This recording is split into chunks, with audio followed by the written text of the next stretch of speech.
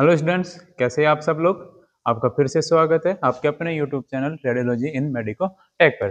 पिछली कुछ क्लासेस में अपन ने CRE 4 के बारे में अपन ने बात की थी, उसकी कुछ क्लासेस अटेंड की थी जो कि सक्सेसफुली हो गई थी। ठीक है, आगे अपन फिर से एक नेक्स्ट क्लास चलाएंगे CRE के लिए, CRE 4 जो कि रेडियोग्राफर के लिए अच्छी वैकेंसी ये हर साल आने लग गई। पिछले अगर 2 सालों में देखें तो तीसरी बार है इसका। ठीक है, नेक्स्ट अपन चलते हैं इसमें, आज क्लास स्टार्ट करते हैं। आज की क्लास का पहला क्वेश्चन है, ए 45-year-old patient undergoing lymphangiography accidentally receives an oil based contrast agent intravenously. The most feared complications कि एक कोई 45 साल का आदमी है, 45 साल का पेशेंट है, उसकी क्या चल रही है, लिम्फेंजियोग्राफी चल रही है। ठीक है, लिम्फेटिक सिस्टम की अपन क्या कर रहे हैं, स्टडी कर रहे हैं। ठीक है, कि उसमें अपने को लिम्फेटिक सिस्टम की क्या चाहिए, पूरी स्ट्रक्चरल चीजें चाहिए 3D में। उसके लिए अपन क्या करते हैं, कॉन्ट्रास्ट मीडिया डालते हैं। उस दौरान अपन बेसिकली जो कॉन्ट्रास्ट मीडिया यूज करते हैं लिम्फेंजियोग्राफी में, वो कोलेसिस्टोपैक वगैरह या फिर आयोडाइड बेस्ड कॉन्ट्रास्ट मीडिया अपन यूज कर सकते हैं। ठीक है, लेकिन मोस्टली कोलेसिस्टोपैक वगैरह अपन यूज कर सकते हैं। लेकिन बाई चांस अपन ने उसमें ऑयल बेस्ड कॉन्ट्रास्ट मीडिया क्या कर दिया, इंट्रोड्यूस कर दिया। ठीक है, और वो भी क्या कर दिया, IV में डाल दिया। ठीक है, तो उस पेशेंट के साथ में क्या होने वाला, कौन सी कॉम्प्लिकेशंस होगी। ठीक है, इसी में पहला ऑप्शन अपना कौन सा, एक्यूट रीनल फेलियर। कि रीनल फेलियर हो सकता है उसके कारण। देखो, रीनल फेलियर होगा नहीं, क्यों नहीं होगा, क्योंकि ब्लड जो होता है वो फिल्ट्रेट होता है किससे, रीनल सिस्टम से। लेकिन यहाँ पे रीनल फेलियर नहीं होता। ठीक है, फिर आता है पल्मोनरी ऑयल एम्बोलिज्म। तो यहाँ पे ये क्या हो जाएगा, पल्मोनरी ऑयल एम्बोलिज्म होगा कैसे, सुनो कि IV से जब अपन कॉन्ट्रास्ट डाल रहे हैं तो वो पहले किसके पास जाएगा, हार्ट के पास जाएगा। ठीक है, तो हार्ट के पास जाएगा तो हार्ट उसको पंप करता है, और वो ऑयल बेस्ड जो कॉन्ट्रास्ट मीडिया होता है, इसकी जो विस्कोसिटी होती है, ठीक है, सॉरी, इसकी जो विस्कोसिटी होती है ये आयोडाइड बेस्ड कॉन्ट्रास्ट मीडिया से बहुत ज्यादा होती है, मतलब गाढ़ा ज्यादा होता है। और ऑयल जो होता है वो क्या होता है, चिपचिपा होता है। तो जो वेन्स और एम्बोलिज्म्स हो या पल्मोनरी एम्बोलिज्म्स हो जो होते हैं, ठीक है, इसका मतलब होता है कि बबूले बनना, वो चिपक जाना। ठीक है, वहां पे तो ये क्या होता है कि inner surface of veins and arteries जो होती है वहां पे क्या होता है, चिपकने लगता है और ऑब्स्ट्रक्ट करता है किसको, ब्लड फ्लो को क्या करता है, ऑब्स्ट्रक्ट करता है, जिसको अपन क्या बोलते हैं, पल्मोनरी एम्बोलिज्म बोलते हैं। ठीक है, जिससे क्या हो सकता है, कार्डियक फेलियर भी हो सकता है, या फिर ब्लड का ऑब्स्ट्रक्शन, या फिर कार्डियक प्रॉब्लम हो सकती है उससे। ठीक है, एक आता है एनाफाइलेटिक शॉक। एनाफाइलेटिक शॉक जो होता है ये एक इन्फ्लेमेटरी डिजीज है कॉन्ट्रास्ट मीडिया के द्वारा, जिसमें क्या होता है, ब्रीदिंग डिसऑर्डर, सांस नहीं आना, ठीक है, गला सा घुटना, ठीक है, एकदम से अचानक से हो जाना ऐसा। ठीक है, एक तो है थायरॉइड, कि यहाँ पे गले में थोड़ी सी सूजन सी आ जाना, पेशेंट का बोलने में तकलीफ होना, सांस लेने में तकलीफ होना, ऐसा कुछ। ठीक है, तो यहाँ पे अपना राइट आंसर जो है वो क्या हो जाता है, पल्मोनरी ऑयल एम्बोलिज्म हो जाता है। कि अगर अपन ऑयल बेस्ड कॉन्ट्रास्ट मीडिया अपन देते हैं तब क्या होता है, तब ये होता है कि जो वेन्स होती है वहां पे ऑयल क्या होने लगता है, उनके वॉल्स के ऊपर चिपकने लगता है। क्यों चिपकने लगता है, क्योंकि वो होता ही चिकनाई चिपचिपाहट वाला होता है, उसकी विस्कोसिटी ज्यादा होती है और ब्लड की जो ऑस्मोलिटी होती है वो इससे बहुत कम होती है, तो उसमें एक तो घुलता भी नहीं है ये। ठीक है, वो ऑब्स्ट्रक्शन करता है जिससे कार्डियक अरेस्ट भी हो सकता है। नेक्स्ट आगे चलते हैं अपन। नेक्स्ट अपना क्वेश्चन है कि swimmer's view is primarily used to visualise. कि स्विमर्स व्यू अपन किस लिए करते हैं, कौन सी चीज को विजुअलाइज करने के लिए करते हैं। अभी स्विमर्स व्यू जो होता है ये एक एक्सरे होता है। ठीक है, क्या होता है, एक्सरे व्यू होता है, जो कि किसके लिए करते हैं, वो अपन करते हैं किसके लिए, कि C7 और T1 T2 के लिए अपन मोस्टली करते हैं। ठीक है, अब इसमें देखते हैं कि करते कैसे है। स्विमर्स व्यू ही नाम क्यों है इसका, तो स्विमर्स व्यू इसका ये है कि इसमें एक हाथ तो ऐसे रहता है और एक हाथ ऐसे रहता है। ठीक है, ये तो क्या रहेगा, बिल्कुल एलिवेट रहेगा, और ये क्या रहता है, डिप्रेस्ड रहता है। ठीक है, और जो हॉरिजॉन्टल रे आती है वो क्या रहेगी, यहाँ से चली जाएगी। अब स्विमर्स व्यू करते क्यों है, करते इसलिए है क्योंकि जब अपन C7 और T1 और T2 का जब लेटरल करते हैं, ठीक है, मान लो कि मैं ऐसे खड़ा हूं, लेटरल कर रहे हो, ठीक है, तो ये जो शोल्डर्स होते हैं, ठीक है, शोल्डर्स जो होते हैं ये इनको क्या करते हैं, ओवरलैप करते हैं, इनकी स्ट्रक्चर्स को क्या करते हैं, बाधित करते हैं, ओवरलैप करते हैं, जिनकी इनकी इमेजिंग वहां पे क्या नहीं होती, सही ढंग से नहीं आती। इसलिए अपन क्या करते हैं, स्विमर्स व्यू करते हैं। स्विमर्स व्यू थोड़ा अनकंफर्टेबल होता है पेशेंट के लिए, फिर भी अपन इसको करते हैं। ठीक है, ये स्कल बेस्ड होता है, नहीं होता। ठीक है, अपर थोरेसिक वर्टिब्रा या अपर थोरेसिक वर्टिब्रा, देखो यहाँ पे कैच तो है, मैंने बोला है कि थोरेसिक वर्टिब्रा लेते हैं, और वो अपर ही ले रहे हैं, लेकिन वो पूरा सही नहीं होता, ठीक है। उसमें अपन क्या लेते हैं, लोअर सर्वाइकल वर्टिब्रा भी लेते हैं, तो ये भी क्या होता है, गलत होता है। फिर सर्वाइकोथोरेसिक जंक्शन, सर्वाइकोथोरेसिक जंक्शन कौन सा होता है, C7 और T1, ठीक है, उसका अपन क्या करते हैं यहाँ पे एलिवेशन करते हैं। तो राइट आंसर क्या हो जाता है, सर्वाइकोथोरेसिक जंक्शन C7 से T1, या फिर लंबर स्पाइन भी नहीं है, गलत आंसर होता है। तो स्विमर्स व्यू किस लिए करते हैं अपन, स्विमर्स व्यू अपन C7T1 को देखने के लिए करते हैं। क्यों करते हैं, क्योंकि जब सर्वाइकल स्पाइन का लैटरल किया जाता है तब due to shoulder superimposition, shoulder के सुपर इम्पोजिशन ओवरलैपिंग के कारण क्या होती है, ये स्ट्रक्चर्स अपने को नहीं दिखती है, इसलिए अपन क्या करते हैं, इनको अच्छी तरह से एलिवेट करने के लिए स्विमर्स व्यू करते हैं, ठीक है। मोस्टली स्विमर्स व्यू जो होता है अपन इरेक्ट पोजीशन में भी कर सकते हैं, समटाइम्स ये ऐसे भी कर सकते हैं, और किसमें, प्रोन पोजीशन में भी होता है, ठीक है। प्रोन में भी अपन क्या कर सकते हैं, इसको कर सकते हैं। और इसकी जो सेंट्रल रे होती है वो कहाँ पे रहेगी, सर्वाइकोथोरेसिक जंक्शन पर ही रहती है, C7T1 पर ही सेंट्रल रे इसकी रहती है। और इसका जो एक्सपोजर होता है, जब अपन ड्यूरिंग एक्सपोजर करते हैं, ठीक है, मशीन को स्टैंड बाय पे लगाओ, पेशेंट को बोलो कि जो ब्रीदिंग है उसकी क्या हो जाए, वो नॉर्मल हो जाए, मतलब धीरे धीरे सांस ले, या फिर वो सांस को एक बार रोक ले थोड़ी देर के लिए, तब अपन क्या करते हैं, एक्सपोजर करते हैं, ठीक है। नेक्स्ट आगे चलते हैं। नेक्स्ट अपना क्वेश्चन है, a patient with post catheterization difficulty in voiding is suspected to have urethral injury, ठीक है। The best investigation to access anterior urethra is, कि कोई पेशेंट अपने पास, ठीक है, उसका पोस्ट कैथेटराइजेशन हुआ है, जिस कारण से, देखो पोस्ट कैथेटराइजेशन होगा कब, देखो एक ही कोई पेशेंट है, उसके वॉइडिंग डिफिकल्टी है, मतलब उसको पेशाब करने में दिक्कत होती है, उस कारण से उसके क्या लगाया था, कैथेटरेशन लगाया था, उसके लिए कैथेटर वहां पे लगाया गया था, ठीक है। उसके कारण उसमें क्या हो गई, यूरिथ्रल इंजरी हो गई, ठीक है, कि कोई पेशेंट है, उसको पेशाब करने में दिक्कत हो रही थी, तो डॉक्टर साहब ने क्या लगा दिया, वहां पे कैथेटर लगा दिया।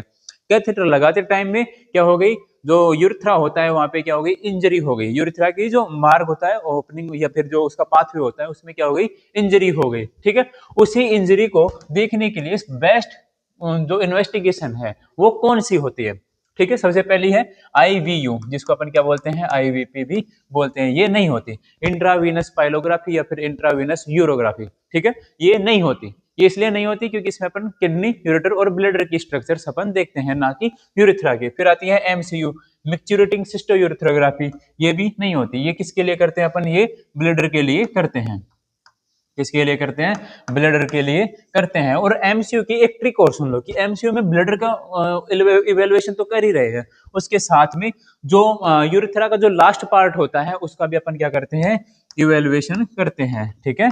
यूरिथ्रा का जो लास्ट पार्ट होता है, ठीक है, लास्ट पार्ट ऑफ यूरिथ्रा, उसके बाद अपन क्या करते हैं, इवेल्युएशन करते हैं। फिर आता है आरजीयू, आरजीयू यहाँ पे क्या होता है, राइट आंसर होता है, ठीक है, रेट्रोग्रेड यूरिथ्रोग्राम, यूरिथ्रोग्राफी, ठीक है, इसको अपन क्या बोलते हैं, आरजीयू। आरजीयू में होता क्या है, आरजीयू में अपन कॉन्ट्रास्ट मीडिया लेते हैं, उसको यूरिथ्रल ओपनिंग के द्वारा अपन क्या करते हैं, इंसर्ट करते हैं, ठीक है, जिससे उसके जब ड्यूरिंग इंसर्शन, ठीक है, ड्यूरिंग इंसर्शन उसको क्या करते हैं अपन, उसकी इमेजिंग करते हैं, जिससे अपने को क्या दिखता है, उसमें स्ट्रक्चर्स होने के चांसेस, या फिर कोई भी इंजरी है उसको अपन क्या कर सकते हैं, इवेलुएट कर सकते हैं। कि मान लो कि यूरिथ्रल ओपनिंग है, यहाँ से अपन क्या करेंगे, कॉन्ट्रास्ट मीडिया इंजेक्ट करेंगे एक सिरिंज के द्वारा, ठीक है। ड्यूरिंग जब ये कॉन्ट्रास्ट मीडिया इंजेक्ट करते रहेंगे तब इसमें क्या करते हैं अपन, इमेजिंग करते हैं, तो यहाँ पे अपने को क्या दिख जाती है, उसका पूरा पाथवे दिख जाता है। अगर कोई ऑब्स्ट्रक्शन है तो वो भी दिख जाती है। अगर यहाँ पे कुछ कॉन्ट्रास्ट मीडिया का जो पाथवे है वो कट रहा है और यहाँ से छोटी सी लेयर अगर जा रही है, तो उसका मतलब क्या होता है, उसका मतलब होता है कि स्ट्रक्चर है वहां पे, ठीक है, क्या है, स्ट्रक्चर है। और मोस्टली जो आरजीयू होती है वो यूरिथ्रल जो स्ट्रक्चर्स होती है उनके लिए ही क्या करते हैं, प्रीफर की जाती है, ठीक है। तो अगर कोई पेशेंट है, उसका कैथेटराइजेशन करने के दौरान अगर यूरिथ्रा में कोई इंजरी होती है, ठीक है, उसके लिए बेस्ट जो इवेल्युएशन, जो इन्वेस्टिगेशन होती है रेडियोलॉजी की, वो कौन सी होती है, आरजीयू होती है, रेट्रोग्रेड यूरिथ्रोग्राफी। इसमें क्या करते हैं कि एक सिरिंज में कॉन्ट्रास्ट मीडिया लो, कॉन्ट्रास्ट मीडिया कौन सा लेते हैं, iodine based water soluble contrast media, जो कि अपन बेसिकली ओमनी पैक या फिर विजी पैक प्रीफर करते हैं। उसको सिरिंज में भरो, अगर उसको डाइल्यूट करना चाहते हो तो एनएस के साथ में डाइल्यूट कर सकते हैं, ठीक है। फिर उसमें एक छोटा सा कैथेटर लगाओ, उसको अपन क्या करते हैं, इंसर्ट करते हैं। ड्यूरिंग इंसर्शन अपने को दो इमेजेस लेनी होती है बेसिकली, कि एक इमेज जब आधा कॉन्ट्रास्ट चला जाए, दूसरी इमेज जब पूरा कॉन्ट्रास्ट जाने वाला हो, तब तब उनको अपन क्या करते हैं, देखते हैं। और यूरिथ्रा में कोई भी अगर डिफिकल्टी या स्ट्रक्चर है या फिर कोई भी ऑब्स्ट्रक्शन है, उसका इवेल्युएशन अपन कर सकते हैं आराम से। ठीक है, ये होता है क्या, आरजीयू। नेक्स्ट आगे, और इसका लास्ट ऑप्शन है यूएसजी, जो तो होता ही नॉन रेडियोलॉजी ना, रेडियोलॉजी डिपार्टमेंट होता है लेकिन उसमें रेडिएशन यूज नहीं होती। ठीक है, नेक्स्ट आगे चलते हैं। विच of the following is the safest oral contrast agent in a patient with suspected gastrointestinal leak या फिर gastrointestinal perforation। परफोरेशन, ठीक है, कि अगर कोई पेशेंट है, उसके सस्पेक्ट है कि उसके गैस्ट्रिक जो रीजन है, इंटेस्टाइन है, बोवेल है, वहां पे उसके परफोरेशन है या फिर कोई लीकेज है।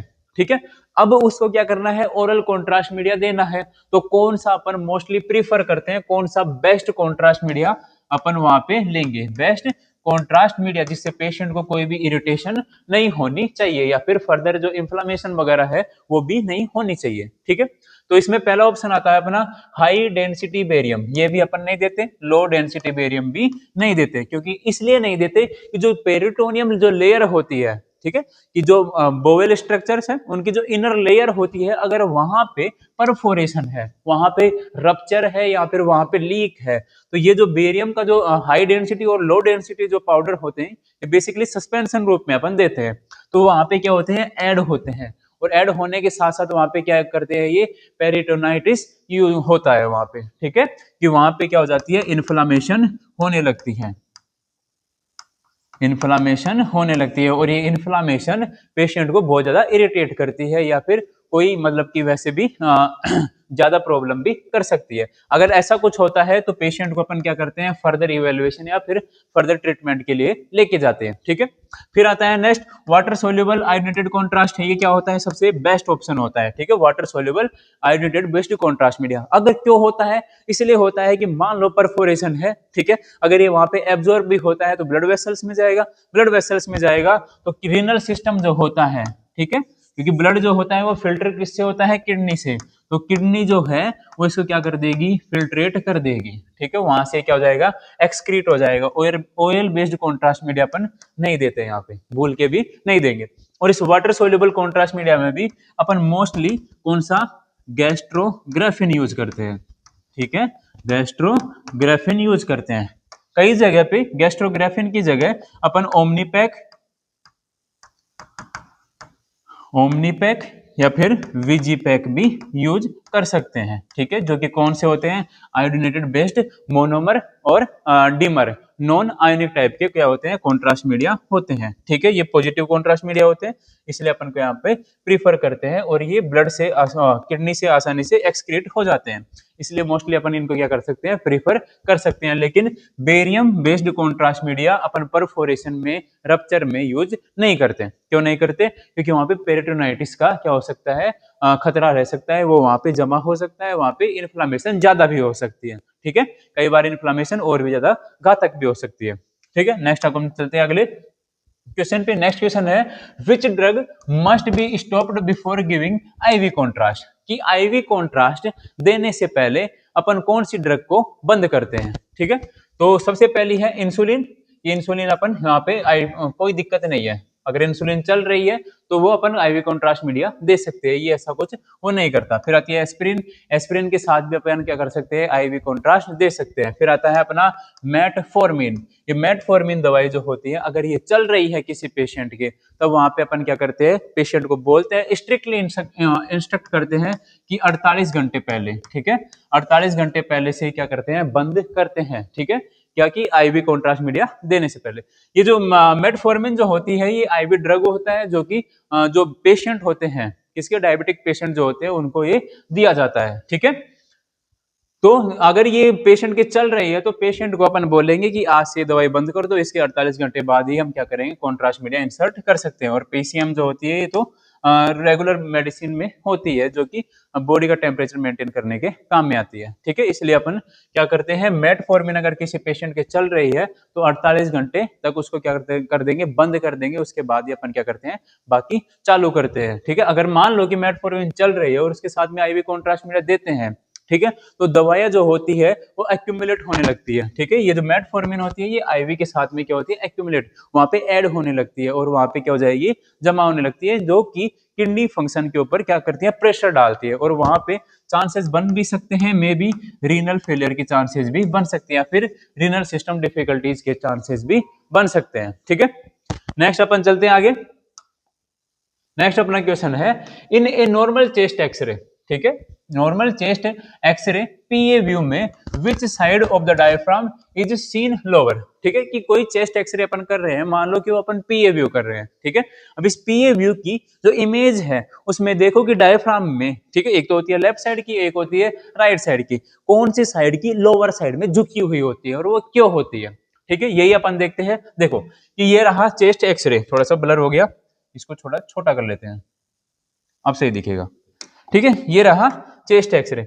चेस्ट एक्सरे में ये जो डोम है यही क्या होता है, यहाँ पे डायफ्राम होता है। अब इसमें देखो जब मैंने लाइन खींची तो अपने को स्पष्ट अंतर लग रहा है कि कौन सा अपने पास नीचे है, कौन सा लोअर साइड में है, ये लेफ्ट साइड का ही क्या है, नीचे की तरफ है। क्यों है, तो ये लेफ्ट साइड क्यों है, क्योंकि मैंने यहाँ पे राइट का पहले ही मार्कर लगाया हुआ है, ठीक है। कि ये क्यों होती है लेफ्ट साइड में नीचे, लेफ्ट साइड में इसलिए नीचे होती है क्योंकि यहाँ पे जो ऑर्गन होता है वो कौन सा होता है, स्टोमक होता है, ठीक है।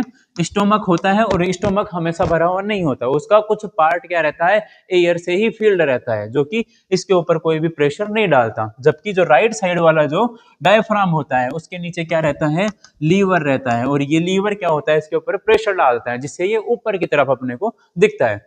मान लो कहीं पे कि डायफ्राम है, ठीक है, इस डायफ्राम में अगर तुम लोगों को दिख जाए, क्या दिख जाए, कि इसका जो लेवल है ये राइट साइड से क्या है, ज्यादा है, मतलब कि राइट साइड वाला अपने को लोअर दिख रहा है, मतलब राइट साइड वाला एज कंपेयर लेफ्ट वाले से नीचे दिख रहा है, तब उसका मतलब ये होता है कि वहां पे क्या है, प्लूरल इफ्यूजन है। क्या है, प्लूरल इफ्यूजन, कि यहाँ पे क्या हो रखा है, कोई फ्लूइड भरा हुआ है, इस कारण से अपने को ये राइट लेफ्ट साइड वाला डायफ्राम ऊपर दिख सकता है वहां पे, ठीक है, वो सस्पेक्टेड होता है, लेकिन वो प्लूरल रिफ्यूजन हो सकता है। अगर बेसिकली बात की जाए तो लेफ्ट साइड वाला जो डोम होता है या फिर लेफ्ट साइड वाला जो डायफ्राम होता है वो क्या रहता है, एज कंपेयर राइट वाले से नीचे की तरफ होता है। क्यों होता है, ड्यू टू लीवर, ठीक है, लीवर के कारण होता है, क्योंकि लीवर जो होता है,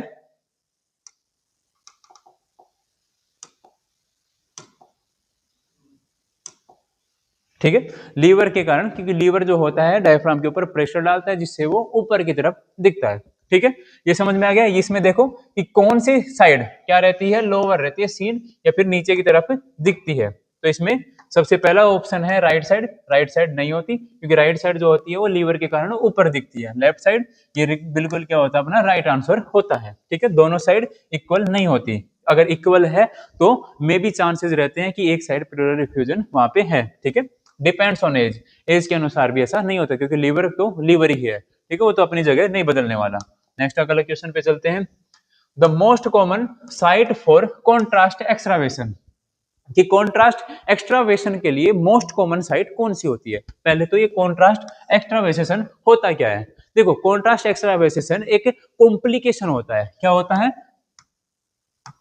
कॉम्प्लिकेशन होता है। इस दौरान क्या होता है कि during contrast media injection, during contrast media introducing, या फिर जब अपन कॉन्ट्रास्ट मीडिया को एडमिनिस्ट्रेट कर रहे होते हैं वहां पे ड्यू टू हाई प्रेशर, ठीक है, कि अपन एक लोअर, जैसे अगर नॉर्मली प्रेशर की बात करें उससे अपन डबल प्रेशर यूज करते हैं, तो वहां पे जो वेन्स होती है वो रप्चर करने लग जाती है, कि जो वेन्स हैं अगर वो रप्चर होती है तो वहां से कॉन्ट्रास्ट मीडिया किसमें, मसल्स में क्या होता है, निकलने लगता है, उसको क्या बोलते हैं अपन, एक्स्ट्रा वेसेशन बोलते हैं। कि कॉन्ट्रास्ट मीडिया का वेन के थ्रू अपन इंट्रोड्यूस कर रहे हैं, वो वेन बाय चांस रप्चर होती है या फिर लीक होती है, वहां से कॉन्ट्रास्ट मीडिया निकल के कहाँ पे, मसल एरिया में या फिर सॉफ्ट टिश्यूज में क्या होता है, ऐड होने लगता है, उसको अपन क्या बोलते हैं, एक्स्ट्रा वेसेशन बोलते हैं। ये क्या होती है, एक कॉम्प्लिकेशन होता है, ऐसा नहीं होना चाहिए। कब कब हो सकता है ये कब कब हो सकता है, जब अपन हाई प्रेशर यूज कर रहे हो, ठीक है, या फिर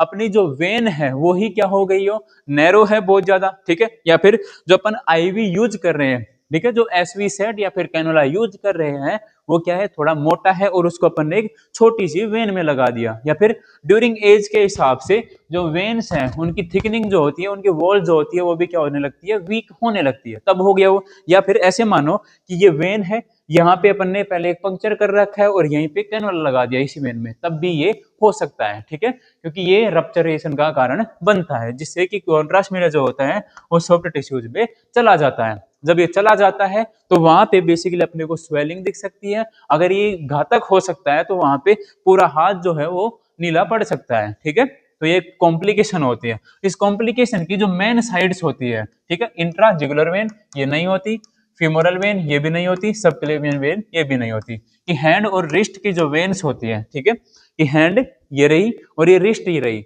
इनकी जो वेन्स होती है यहाँ पे वेन्स जो होती है यहाँ पे सक्रिय होती है, ठीक है, इसलिए, और यहाँ पे आगे जाके डिवाइड होती है, जिससे ये ज्यादा प्रेशर को मेंटेन नहीं कर सकती। अगर यहाँ पे अपन ज्यादा प्रेशर डालते हैं तो क्या होती है, वहां पे रप्चर होती है और एक्स्ट्रावेसेशन के चांसेस बढ़ने लगते हैं, जो कि कई बार लाइफ थ्रेटनिंग भी हो सकती है। अगर ऐसा लगता है कि एक्स्ट्रावेसेशन हो रहा है, कि वहां पे स्वेलिंग आ रही है, तो पेशेंट के हाथ को अपन क्या कर देते हैं, एलिवेट कर देते हैं, जिससे ब्लड फ्लो ऊपर की तरफ कम हो जाए, ठीक है। समझ में आ गई ये बात कि एक्स्ट्रावेसेशन क्या होता है, कि एक्स्ट्रावेसेशन कॉन्ट्रास्ट मीडिया का ड्यूरिंग इंजेक्शन हाई प्रेशर के कारण, या फिर जो वेन्स होती है उनके कमजोरी के कारण, या उनकी वॉल थिकनिंग कम होने के कारण, कि कॉन्ट्रास्ट मीडिया का वहां से लीक होना और कहाँ पे सॉफ्ट टिश्यूज में जाके ऐड होना, ठीक है, वो क्या करता है, उसको क्या बोलते हैं, एक्स्ट्रावेसेशन बोलते हैं। मोस्ट कॉमन जो साइट्स होती है उसकी क्या होती है, ये हैंड और रिस्ट की वेन्स होती है, ठीक है। एक्स्ट्रावेसेशन के कारण इमेज में आर्टिफैक्ट भी अपने को देखने को मिल जाते हैं और पेशेंट को डिस्कम्फर्ट फील होता है, वो अलग। देखो इसका जो इलाज होता है ये तुरंत अपन इमरजेंसी ड्रग वहां पे देते हैं, लेकिन ये डिपेंड करता है पेशेंट की एज के ऊपर भी और कौन वहां पे परफॉर्म कर रहा है उसके ऊपर भी, ठीक है। नेक्स्ट आगे चलते हैं। नेक्स्ट क्वेश्चन है, the ability of an X-ray film to show both light and dark details is called, कि कोई एक्सरे फिल्म है उसमें इमेज है तो अपने को लाइट स्ट्रक्चर भी दिखा रही है और डार्क स्ट्रक्चर भी दिखा रही है, तो उसकी जो क्षमता होती है उस एबिलिटी को क्या बोलते हैं, ठीक है। इसमें पहला ऑप्शन है डेंसिटी, डेंसिटी को अपन क्या बोलते हैं, degree of darkening, degree of darkening, ठीक है। ये क्या होती है कि जो फिल्म में जो डार्क पार्ट जो होता है उसको क्या बोलते हैं अपन, डेंसिटी बोलते हैं। दूसरा लैटिट्यूड, लैटिट्यूड ही वो एक ऐसी टर्म होती है जो एबिलिटी होती है किसी भी फिल्म की, जो अपने को एक ब्राइट टिश्यू भी दिखा रही है, लंग फील्ड को भी क्या कर रही है, वो डार्क दिखा रही है, उस एबिलिटी को अपन क्या बोलते हैं, लैटिट्यूड बोलते हैं। तो लैटिट्यूड एक ऐसी टर्म हो जाती है, या फिर ये कॉन्ट्रास्ट, या फिर ये ग्रे स्केल का एक ऐसा पैटर्न होता है, ग्रे स्केल की एक वाइड रेंज होती है जिसमें अपने को हाई कॉन्ट्रास्ट और लो कॉन्ट्रास्ट भी अपने को दिखता है, जिसमें कि मसल्स, सॉफ्ट टिश्यू, एयर, इन सब का जो ग्रे स्केल के ऊपर जो नंबर निकल के आते हैं वो अलग अलग हो सकता है, या फिर जो फिल्म होती है इन सब की जो डेंसिटीज होती है वो अलग अलग दिखाती है। कि एक एक्सरे फिल्म अपने पास, एक्सरे फिल्म में क्या होता है कि कुछ पार्ट डार्क है, कुछ पार्ट ब्राइट है, कुछ पार्ट लाइट ग्रे है, कुछ पार्ट डार्क ग्रे है, वो अपने को किसकी वजह से दिखता है, लैटिट्यूड की वजह से दिखता है, क्योंकि लैटिट्यूड एक रेंज होती है किसकी, एडिंग ऑफ डिटेल्स, या फिर एक कॉन्ट्रास्ट की अपन क्या मान ले कि रेंज मान ले, जिसमें कम और ज्यादा कॉन्ट्रास्ट की चीजें क्या होती है, डिटेलिंग में होती है। स्पीड जो होती है वो डिपेंड करती है ग्रेन्यूल्स ऑफ फिल्म के ऊपर, या फिर इंटेंसिफाइंग स्क्रीन की स्पीड के ऊपर। कॉन्ट्रास्ट जो होता है वो अपन फैक्टर से डिसाइड करते हैं, ठीक है, या फिर ये डेवलपमेंट जो डेवलपर होता है वो कितनी देर तक उसको डेवलपमेंट में डाल रहे हैं, तब ये डिसाइड होता है, कॉन्ट्रास्ट उसको डेवलपर मेंटेन करता है। कि जो लैटिट्यूड होता है वो किसी भी फिल्म की एबिलिटी होती है, कौन सी, both light and dark shades जो होती है वो ये दिखाता है, लैटिट्यूड, ठीक है। नेक्स्ट अगले क्वेश्चन में चलते हैं। नेक्स्ट क्वेश्चन है, विच of the following increases patient dose the most, ठीक है, कि इंक्रीजेज पेशेंट डोज मोस्ट, कि निम्नलिखित में से कौन सी टर्म जो है या फिर कौन सा ऑप्शन है जिसके अंतर्गत पेशेंट का डोज बढ़ता है, ठीक है। पेशेंट का डोज अगर रेडियोग्राफी में देखा जाए तो पेशेंट का डोज क्या होना चाहिए, कम होना चाहिए, ठीक है। तो यहाँ पे कौन सा चीज बढ़ाता है, फिल्ट्रेशन जो होता है, फिल्ट्रेशन एक ऐसी प्रोसेस होती है जिसमें प्राइमरी जो रेडिएशन बीम है उसमें से लो अमाउंट रेडिएशन को निकालते हैं, उसको क्या बोलते हैं, फिल्ट्रेशन। तो ये तो रेडिएशन को कम कर रहा है, पेशेंट डोज को कम कर रहा है। नेक्स्ट है कोलिमेशन। कोलिमेशन को बीम रेस्ट्रिक्शन डिवाइस बोलते हैं, जो कि लो अमाउंट की एनर्जी को क्या करता है, रोकता है और बीम को एक फिक्स शेप में कुल मिला के अपने को डिजायरेबल एफओवी में कंप्लीट करके देता है। तो ये भी क्या है, राइट आंसर नहीं है यहाँ पे, ठीक है। ये भी पेशेंट डोज को कम करता है। फिर आता है हाई ग्रिड रेशियो, ठीक है, हाई रेशियो ग्रिड। कि हाई ग्रिड रेशियो जो होता है या फिर हाई रेशियो ग्रिड जो होती है उसमें कि हॉरिजॉन्टल और वर्टिकल कितनी लेड स्ट्रिप्स लगी हुई है। एक ग्रिड में जितनी ज्यादा लेड मटेरियल होगा, जितनी ज्यादा लेड स्ट्रिप्स होंगी, वो उतनी ही रेडिएशन को क्या करती है, रोकती है, ठीक है। अगर रेडिएशन रुकती है, और ये रेडिएशन कौन सी रोकती है, ग्रिड जो होती है पेशेंट को पार करने वाली जो रेडिएशन होती है उसको ये रोकती है, ठीक है। तो वहां पे पेशेंट की अमाउंट कम हो जाएगी, ठीक है। लेकिन जो इमेज बनने वाली होती है वो इमेज क्या बनती है, डल क्वालिटी की बनती है, लो इमेज बनती है। तो इमेज के लिए परफेक्ट एक्सपोजर देने के लिए जब अपन ग्रिड यूज करते हैं तो फैक्टर्स अपन क्या करते हैं, इंक्रीज करते हैं। अगर हाई ग्रिड रेशियो अपन यूज कर रहे हैं तो फैक्टर भी अपने को इंक्रीज करने पड़ते हैं, ठीक है, जिस कारण से पेशेंट का डोज बढ़ता है, ठीक है। जब अपन हाई रेशियो ग्रिड यूज करते हैं तब पेशेंट का डोज बढ़ता है, ठीक है। क्यों बढ़ता है, क्योंकि ग्रिड जो होती है वो पेशेंट के बाद और आईआर से पहले लगती है, ठीक है। अगर ग्रिड लगा दिए और फैक्टर अपन ने नॉर्मल रखे तो इमेज खराब हो जाएगी, ठीक है। अगर अपन ने ग्रिड हटा दी तो इमेज सही बनती है फिर, ठीक है। उतने फैक्टर्स के ऊपर अगर ग्रिड में रेशियो बढ़ा रहे हैं तो फैक्टर्स भी अपने को बढ़ाने पड़ते हैं, ठीक है। और लास्ट है कंपनसेटिंग फिल्टर्स। कंपनसेटिंग फिल्टर्स जो होते हैं एक टाइप के फिल्टर्स होते हैं जहां पे अपन अगर कोई अपने पास एक ऑर्गन है जिसकी डेंसिटी दोनों अलग अलग है, कि एक साइड में डेंसिटी अलग है, एक साइड में अलग है, एक साइड के लिए अपने को कम एक्सरे एक्सपोजर चाहिए, एक साइड के लिए ज्यादा चाहिए, तो अपन वहां पे कंपनसेटिंग फिल्टर्स यूज करते हैं जो कि एक साइड में थोड़े थिक होते हैं और दूसरी साइड में क्या होते हैं, थोड़े से डाउन होते हैं, मतलब कि उनकी थिकनेस कम होती है। जैसे अपन रेडियोथेरेपी में क्या यूज करते हैं, वेजेस फिल्टर्स यूज करते हैं, वेज फिल्टर्स यूज करते हैं, ठीक है। नेक्स्ट आगे चलते हैं। नेक्स्ट अपना क्वेश्चन है, if the fixer becomes alkaline which problem is most likely occurs. अगर देखो कि जब अपन फिल्म की बात करते हैं, फिल्म में लेटेंट इमेज बनती है आफ्टर एक्सपोजर, उसको अपन कहाँ पे लेके जाते हैं, डार्क रूम में लेके जाते हैं। डार्क रूम में लेके गई, वहां पे सबसे पहला जो प्रोसेस होता है उसको कैसेट से बाहर निकालना, हैंगर पे लगाना और फिर डेवलपर में डालना। देखो डेवलपर में डाल दी, डेवलपर का जो मीडियम होता है वो क्या होता है, एल्कलाइन होता है, ठीक है, एल्कलाइन होता है और डेवलपर इसी मीडियम में काम भी करता है, ठीक है। अगर फिक्सर को भी अपन एल्कलाइन कर दें, क्योंकि फिक्सर जो होता है वो बेसिकली क्या होता है, एसिडिक होता है, ठीक है, क्या होता है, एसिडिक होता है। 4.5 से कितनी होती है, 4, 4 से 4.5 से 5 उसका क्या होता है, पीएच लेवल होता है, ठीक है। अगर इस पीएच लेवल से अपन फिक्सर को क्या बना दे, एल्कलाइन बना दे, क्षारीय मीडियम में रख दे, तो वो करता क्या है, देखो बेसिकली जो फिक्सर का जो काम होता है वो होता है कि आफ्टर डेवलपिंग जो फिल्म के ऊपर जो डेवलपर के पार्टिकल्स जमे हैं उनको क्या करेगा, वो फिक्स करेगा, मतलब उनको तो क्या करेगा, न्यूट्रलाइज कर देगा, ठीक है। मतलब डेवलपिंग को रोक के, और जो फर्दर खुद की जो रिएक्शन होती है वो क्या होती है कि जो अनएक्सपोज्ड सिल्वर हैलाइड्स जो होते हैं उनको ये क्या करता है, रिमूव करता है, ठीक है, क्या करता है, रिमूव करता है, जिसमें फिक्सर के रूप में अपन अमोनियम थायोसल्फेट और सोडियम थायोसल्फेट यूज करते हैं, ठीक है। कि फिक्सर का काम क्या होता है कि अनएक्सपोज्ड सिल्वर हैलाइड्स को निकालता है, लेकिन वो किस मीडियम में निकालता है, एसिडिक मीडियम में। अगर उसको अपन क्या बना दे, एल्कलाइन बना दे, तो ये काम करना ही बंद कर देगा। अगर ये काम करना बंद कर देगा तो अनएक्सपोज्ड सिल्वर हैलाइड्स क्या होंगे, वहीं की वहीं रह जाएंगे, वहीं की वहीं फिक्स हो जाते हैं, जिससे फिल्म में कुल मिला के ब्राइटनेस एक तरीके से मिल्की मिल्की ब्राइटनेस वो क्या होती है, धुंधली फिल्म हो जाती है, जिससे वो बढ़ने लगती है। तो इसका पहला होता है कि रैपिड फिक्सिंग, फिक्सिंग नहीं होगी, क्योंकि फिक्सिंग कब रैपिड होगी, जब उसका पीएच क्या होगा, बिल्कुल मेंटेन होगा, बिल्कुल लेवल में होगा, तब रैपिड फिक्सिंग होती है। Next increased contrast. कॉन्ट्रास्ट जो होता है वो डेवलपर देखता है,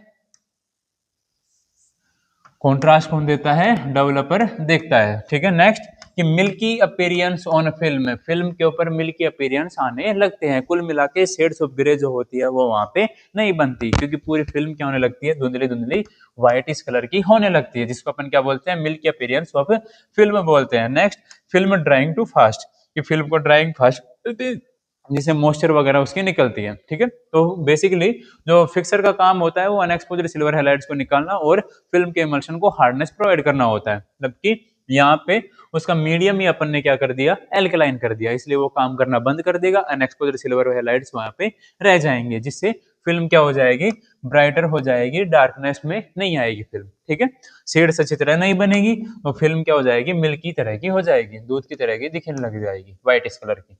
नेक्स्ट क्वेश्चन है अपना कि which of the following is an example of soiled waste, कि कौन सा एग्जाम्पल है जो कि एक सॉइल्ड वेस्ट बोला जाता है। ठीक है, कि जैसे कि हॉस्पिटल मैनेजमेंट में, हॉस्पिटल बायोमेडिकल वेस्ट मैनेजमेंट में अपन अलग अलग कचरे को अलग अलग तरीके से हैंडल करते हैं, जिसमें कि अपन कुछ कचरा होता है जिसको अपन क्या बोलते हैं, सॉइल्ड वेस्ट बोलते हैं। अब ये सॉइल्ड वेस्ट जो होता है ये कंटेमिनेटेड वेस्ट होता है। ठीक है, अब इसमें देखते हैं कौन सा वेस्ट होता है। पहला, ब्रोकन गिलास, ब्रोकन गिलास को अपन सॉइल्ड वेस्ट नहीं बोलते। ठीक है, नेक्स्ट है एक्सपायर्ड ड्रग, एक्सपायर्ड ड्रग को भी सॉइल्ड वेस्ट नहीं बोलेंगे। ठीक है, फिर किसको बोलेंगे, blood soaked cotton and dressing, कि वो चीजें, ठीक है, वो कॉटन की चीजें या फिर वो चीजें जिनके ऊपर ब्लड लगा हुआ है उनको क्या बोलते हैं अपन, सॉइल्ड वेस्ट बोलते हैं। ठीक है, कि कॉटन के स्वैप्स है उनसे अपन ने ब्लड साफ किया, या फिर ड्रेसिंग है जो कि यूज हो रखी है उनको क्या बोलते हैं अपन, सॉइल्ड वेस्ट बोलते हैं, जो कि कंटेमिनेटेड होते हैं। हालांकि कंटेमिनेशन तो बायोमेडिकल वेस्ट में होता ही है। यूज आईवी सेट्स, की आईवी सेट भी यूज मतलब वहां पे नहीं होते। ठीक है, इतना समझ में आ गया। अब इन सॉइल्ड वेस्ट को डालेंगे कहाँ पे, अब वो भी देखते हैं कि बायोमेडिकल वेस्ट में अलग अलग कंटेनर जो होते हैं वो अलग अलग डब्बों में डाले जाते हैं। ठीक है, वो अपन देखते हैं कि हॉस्पिटल का जब कचरे का प्रबंधन होता है, कि जो काला बॉक्स होता है, ठीक है, ब्लैक कलर का जो बॉक्स होता है उसमें नॉर्मल जो वेस्ट होता है, जैसे पेपर वेस्ट, ठीक है, फूड हो गया, फ्रूट्स हो गया, वेजिटेबल हो गया, इसमें अपन क्या करते हैं, इसमें डालते हैं। जबकि जो येलो कलर का जो होता है इसमें बॉडी ऑर्गन भी डालते हैं। ठीक है, जो एनाटॉमिकल ऑर्गन्स जो होते हैं उनको डालते हैं, बॉडी पार्ट्स भी डालते हैं, पैथोलॉजिकल या फिर dressing, cotton swaps, सोइल्ड pads and soil dressing. तो जो सोइल्ड वेस्ट जो होता है उसको अपन किस में डालते हैं, येलो कलर के बक्से में डाल देते हैं। ठीक है, समझ में आया ये बात कि सोइल्ड वेस्ट को किस में डालेंगे अपन, येलो कलर के वेस्ट में डालते हैं। नेक्स्ट है कि सॉलिड वेस्ट जो, सॉलिड वेस्ट, ठीक है, सॉरी, सॉलिड वेस्ट जो होता है जिसमें plastic, gloves, syringe, tubing, catheter, IV sets, इन सबको किस में डालते हैं, रेड में डालते हैं। ठीक है, किसमें, रेड कलर में। आर फॉर रबड़, की रबड़ से जितनी भी चीजें बनी होती हैं उनको किस में डालते हैं, रेड बॉक्स में डालते हैं। नेक्स्ट है ब्लू, ये जो बॉक्स होता है ये लीक प्रूफ होता है। ठीक है, क्या होता है, लीक प्रूफ बॉक्स होता है, जिसमें कि जो टूटे हुए कांच के वायल्स होते हैं या फिर कोई भी ग्लास वायल स्लाइड्स वगैरह वो इसमें डालते हैं, जिसमें टूटे हुए ग्लास की चीजें जो कि कंटेमिनेटेड हो सकती है या फिर डिस्कार्डेड ग्लास भी हो सकता है वो डालते हैं, वायल्स, एम्प्यूल्स, ठीक है, या फिर मेटेलिक बॉडी इम्प्लांट, की जो बॉडी से जो इम्प्लांट निकलते हैं बाद में रिमूव करते हैं उनको भी किसमें डालते हैं, ब्लू कलर के बॉक्स में डालते हैं। ठीक है, फिर एक आता है अपने पास ट्रांसपेरेंट कलर का, इस ट्रांसपेरेंट कलर के बॉक्स में अपन क्या डालते हैं, नुकीली चीजें, जैसे कि सिरिंज वगैरह, सिरिंज वगैरह के जो निडल होता है वो इसमें डालते हैं, निडल, स्कैल्पल, ब्लेड, ठीक है, बोथ यूज्ड अनयूज्ड शार्पनेस, कि कोई भी अगर वो यूज्ड है या फिर अनयूज्ड है और वो शार्प है, ठीक है, वो ब्लेड है, स्कैल्प है या फिर निडल है, वो इसमें क्या करते हैं, अपन डालते हैं। ठीक है, और सॉइल्ड वेस्ट जो होता है उसको किस में डालते हैं, येलो कलर में डालते हैं अपन। ठीक है, इतना समझ में आ गया।